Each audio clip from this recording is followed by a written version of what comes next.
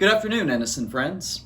I'm Father Julian, and today I have the great pleasure to present to you another one of Jesus' disciples through the ages, 10 Christians everyone should know.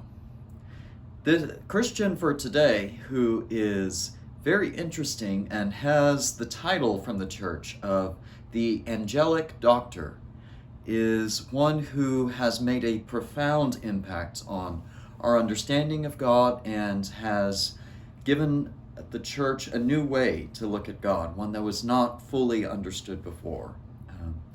This man's name is St. Thomas Aquinas, and like Francis and Anselm, who we just saw, he is also an Italian. And Thomas is from a town called Aquino, hence the name Aquinas, in southern Italy. He comes from a wealthy family, so you can sense there's a familiar theme here. And they have plans for him. He's going to go and follow in his uncle's footsteps and become the abbot of a powerful and rich monastery.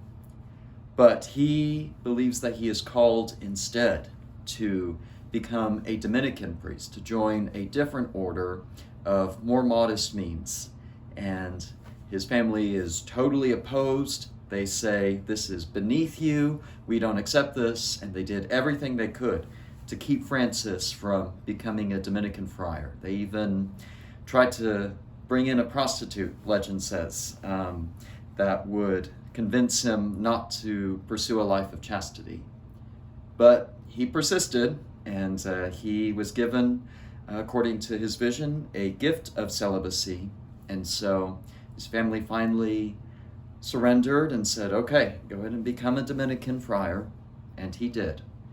And though he was quiet, and his fellow students at first thought that he was a dumb ox, it turns out that this quiet man was one who had a lot to offer the church. Now, what exactly is it that makes Aquinas so important to know? The Catholic Church, if you listen to the Pope Pius X, about a century ago, he said that it is, in fact, impossible to understand God without understanding the concepts that St. Thomas Aquinas gave. I wouldn't go quite that far, but I would say that he has given us some very helpful tools in looking at God. Specifically, he helped the church to see theology, the study of God, not as a mystical thing, not as a unknowable, mysterious thing, though of course there's mystery in it. He wanted the church to look at God as a science, to look at it in terms of methodology, in terms of considering hypotheses and either endorsing them or rejecting them according to the evidence. And so a very different approach, right, than we usually think of with theology.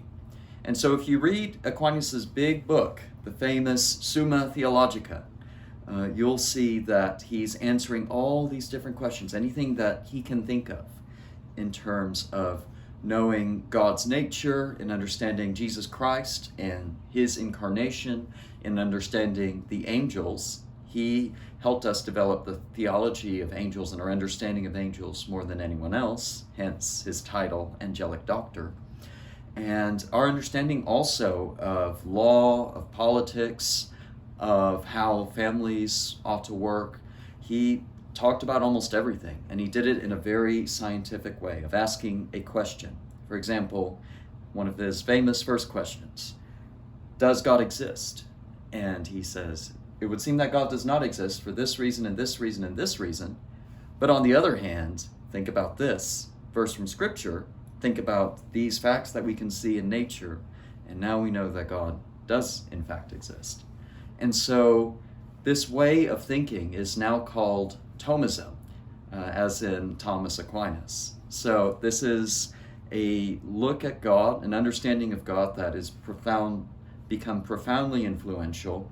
It has helped us inform our theology and a lot of the kind of nuanced questions and tricky questions that people have asked, that we can turn to Aquinas and receive not a, I would say, definitive end-all be-all answer, but a very well-informed answer that is understood through Scripture, that is thoughtful, that understands different perspectives, and that gives us something for our consideration and the building up of our faith. If you ever get a chance, I would encourage you to take a look at the Summa Theologica and just think about some of the things that we understand the church as now and how St. Thomas has helped us with that.